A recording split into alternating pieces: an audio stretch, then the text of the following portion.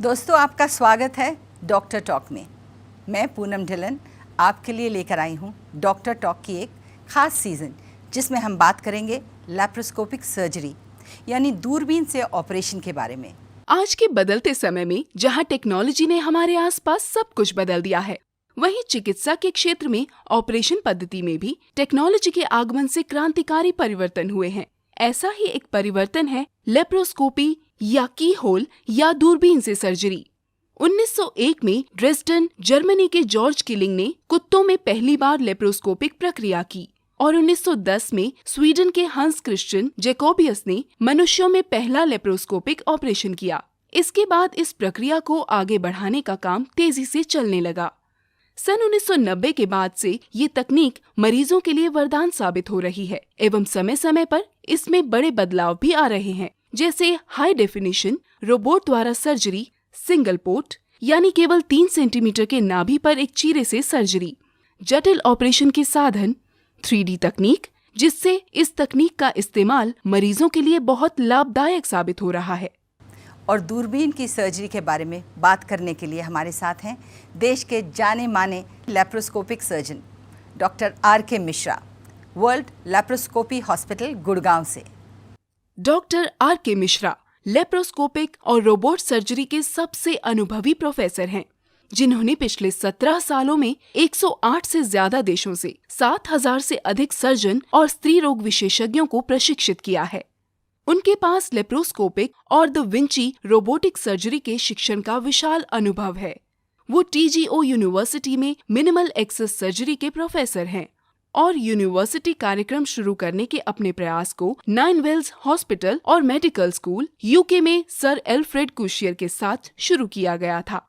Doctor Mishra ने Strasbourg, France के विश्वविद्यालय से लेप्रोस्कोपिक सर्जरी में अपना डिप्लोमा और यूनाइटेड किंगडम से मिनिमल एक्सेस सर्जरी यानी MMA में मास्टर डिग्री ली है। यूनाइटेड किंगडम में अपने काम के दौरान डॉक्टर मिश्रा ने लेप्रोस्कोपिक सर्जरी के कार्य प्रदर्शन में सुधार के लिए optimum shadow casting illumination technique की खोज की है और उनका शोध अब 11 लेप्रोस्कोपिक उपकरण कंपनियों द्वारा आदर्श छाया कास्टिंग टेलीस्कोप बनाने के लिए उपयोग किया जाता है। आज का हमारा सब्जेक्ट है ओबेसिटी सर्जरी के बारे में। मोटापा छुपाने के लाखों जतन के बावजूद भी मोटापे से छुटकारा नहीं मिल रहा है। इसी बात को लेकर आज दुनिया भर में लाखों लोग परेशान हैं और इस समस्या का हल ढूंढने में जमीन आसमान एक कर रहे हैं ताकि मोटापे को कम करके स्वस्थ बना जा सके। दुनिया भर में मोटापे से ग्रस्त लोगों की संख्या लगातार बढ़ती जा रही है। भारत भी इससे अछूता नहीं रह गया है और आज सिर्फ भारत देश में ही करोड़ों लोग इस बीमारी से ग्रस्त हैं। इस बात से शायद ही आज कोई अनजान हो कि मोटापा हजारों बीमारियों को जन्म देता है। मोटापा कम करने के लिए लोग कई तरह के फॉर्मूले अपना रहे हैं। आजकल ओबेसिटी बड़ी समस्या बनती जा रही है। कई बार स्थिति इतनी गंभीर हो जाती है कि डाइटिंग और एक्सरसाइज जैसे उपाय भी वजन कम करने में नाकाम होते हैं।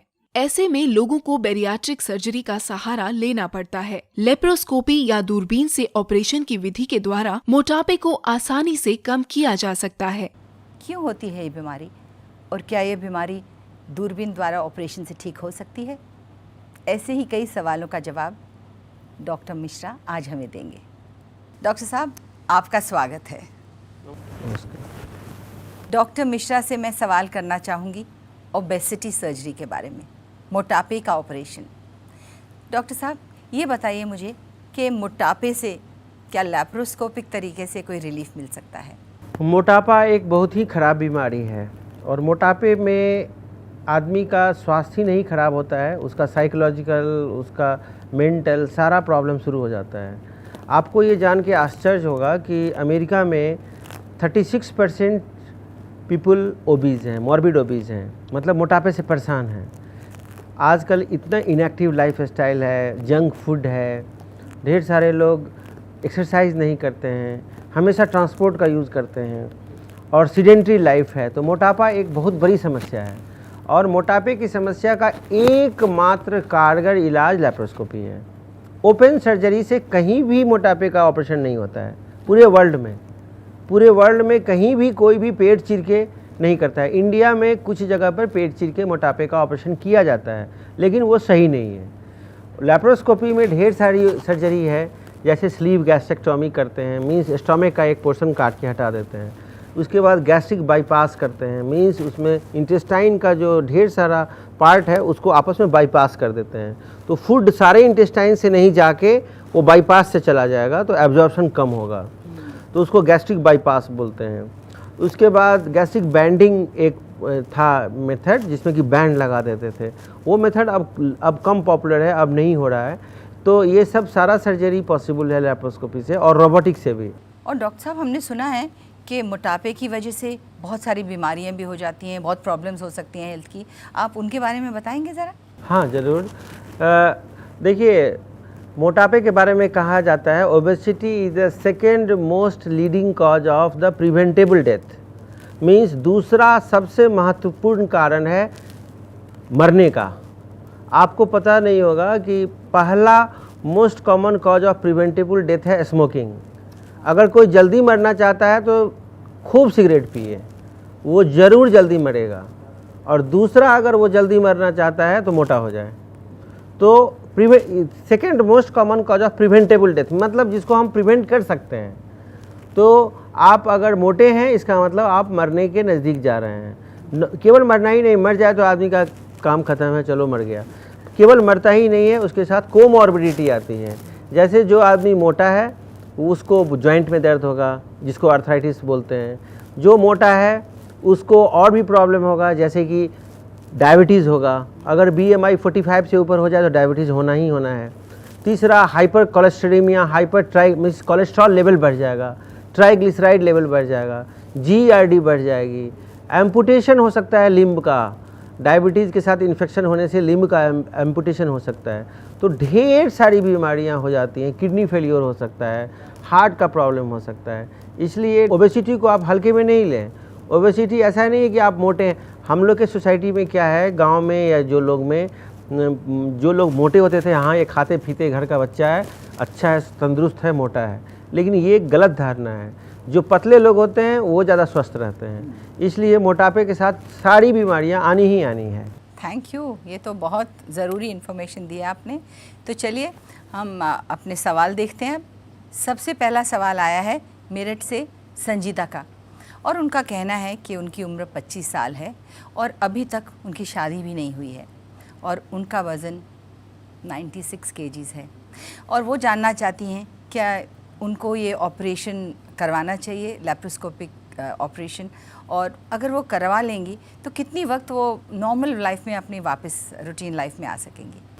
हाँ, उनको मेरा सलाह है कि वो स्लीव गैस्ट्रेक्टोमी करवाएं, जिसमें कि माल एब्जॉर्प्शन नहीं होता है, तो उसमें मेटाबॉलिक कोई प्रॉब्लम नहीं होगा। स्लीव गैस्ट्रेक्टोमी सर्जरी मुश्किल से 1.5 घंटे का सर्जरी है, और नेक्स्ट डे वो डिस्चार्ज हो जाएंगे ऑपरेशन में। तो ऑपरेशन में तो केवल 1 दिन का टाइम लगेगा, लेकिन वेट रिड्यूस होने में करीब 6 महीने लगेंगे। देखिए, बैरिएट्रिक सर्जरी जितना भी मोटापे की सर्जरी है, उसमें ऐसा नहीं समझना चाहिए कि सर्जरी कराए और उसके बाद पतला होकर हॉस्पिटल से आ गए वापस। ऐसा नहीं होता है। ऑपरेशन करने के बाद टाइम लगता है पतला होने के लिए। तो स्लीव गैस्ट्रेक्टोमी के बाद 6 महीना टाइम लगेगा इनको। तो अपनी शादी का डेट 6 महीने के बाद का फिक्स करें वो, और स्लीव गैस्ट्रेक्टोमी करवा लें। तो स्लीव ये और बैरिएट्रिक एक ही चीज़ होती है? बैरिएट्रिक सर्जरी जैसा हम लोग पहले डिस्कस किए थे, बैरिएट्रिक सर्जरी का डिफरेंट टाइप होता है। तो sleeve gastrectomy is a type of bariatric surgery. जैसे बैरिएट्रिक सर्जरी में स्लीव गैस्ट्रेक्टोमी भी है, गैस्ट्रिक बाईपास भी है, गैस्ट्रिक बैंडिंग भी है। तो उसी तरह से गैस्ट्रिक बाईपास से थोड़ा सा क्या होता है कि चूँकि हम लोग बाईपास कर देते हैं इंटेस्टाइन को, तो ज़रूरत वाला न्यूट्रिएंट भी नहीं आ पाता है बॉडी में। जैसे कैल्शियम की कमी हो जाती है, मिनरल की कमी हो जाती है, विटामिन की कमी हो जाती है। लेकिन स्लीव गैस्ट्रेक्टोमी में इंटेस्टाइन को नहीं छेड़ते हैं, स्टमक को काटते हैं। स्टमक जो कि सबसे ऊपर वाला पोर्शन है GIT का, तो उसके चलते न्यूट्रिशन की कमी नहीं होती है। और यंग वोमेन में, खासकर इंडियन कंडीशन में जहाँ की हेल्थ अवेयरनेस कम है इंडियन कंडीशन में, और हम लोग हमेशा ही डाइट को मेजर करके, कैलोरी मेजर करके, न्यूट्रिशन मेजर करके नहीं खाते हैं, वैसे लोगों को स्लीव गैस्ट्रेक्टोमी ही करवाना चाहिए। इसीलिए मैं ये बता रहा हूँ उनको। डॉक्टर साहब, अब हमारा दूसरा सवाल हमें मेल आया है नोएडा से। ये माधुरी गुप्ता का मेल है। वो अपने माँ के बारे में एक सवाल पूछना चाहती हैं। उनकी माँ की उम्र 65 साल है और उनका वज़न 110 किलो है। वो जानना चाहते हैं कि उनकी सर्जरी हो सकती है क्योंकि उन्हें डायबिटीज़ और ब्लड प्रेशर भी है, और ये सब समस्याओं के साथ वो दूरबीन से ऑपरेशन करवा सकती हैं क्या? जनरली बैरिएट्रिक सर्जरी 18 साल से कम और 60 साल से ज़्यादा के लोगों में नहीं करना चाहिए, क्योंकि 18 साल से कम लोगों का जैसे 12 साल 13 साल में शरीर बढ़ता रहता है, विकास होता रहता है, तो उस समय अगर हम बैरिएट्रिक करेंगे तो बढ़ते हुए बच्चों को न्यूट्रिशन नहीं मिलेगा, जैसे कैल्शियम की कमी हो जाएगी, विटामिन की कमी हो जाएगी, तो उनका ग्रोथ रिटार्डेशन हो सकता है। और उसी तरह से 60 के बाद वाले लोगों को बैरिएट्रिक सर्जरी बहुत ही सोच समझ के करना होता है। तो उसके लिए हम लोग एक टीम बनाते हैं जिसमें कि एक फिजिशियन, एक डाइटिशियन, एक साइकेट्रिस्ट और एक सर्जन मिलकर डिसाइड करता है। और अगर पेशेंट एकदम फिट है तो ठीक है, लेकिन जैसे ये बता रही हैं कि इनको डायबिटीज़ है और इनकी माँ को, और 65 है एज, तो कार्डियक इवैल्यूएशन करना पड़ेगा, स्ट्रेस इको करना पड़ेगा, क्योंकि सर्जरी थोड़ा सा मेजर सर्जरी में आता है, और अगर कार्डियक स्टेटस सही नहीं है तो ऑपरेशन के समय खतरा हो सकता है। इसलिए मैं सलाह दूंगा कि ये अपनी माँ का कोई दूसरी पद्धति से, जैसे एक्सरसाइज से, डाइटिंग से, योगा से, इससे अपना वेट कम करें, क्योंकि 65 के बाद थोड़ा सा खतरनाक है सर्जरी। दोस्तों, आज हमने डॉक्टर मिश्रा से ढेर सारी जानकारी ली, और हमारी पूरी कोशिश रहेगी कि आपकी बात हम डॉक्टर मिश्रा तक पहुंचाएं। आपको घबराने की कोई ज़रूरत नहीं है। दूरबीन से ऑपरेशन यानी लैप्रोस्कोपिक सर्जरी के बारे में आपका कोई भी सवाल हो तो आप हमें कभी भी कॉल कर सकते हैं यहाँ नीचे लिखे हुए नंबरों पर। हम पूरी कोशिश करेंगे कि आपकी समस्याओं का समाधान हो। डॉक्टर टॉक में हम फिर से मिलेंगे नए सब्जेक्ट्स को लेकर। तब तक के लिए नमस्कार। नमस्कार।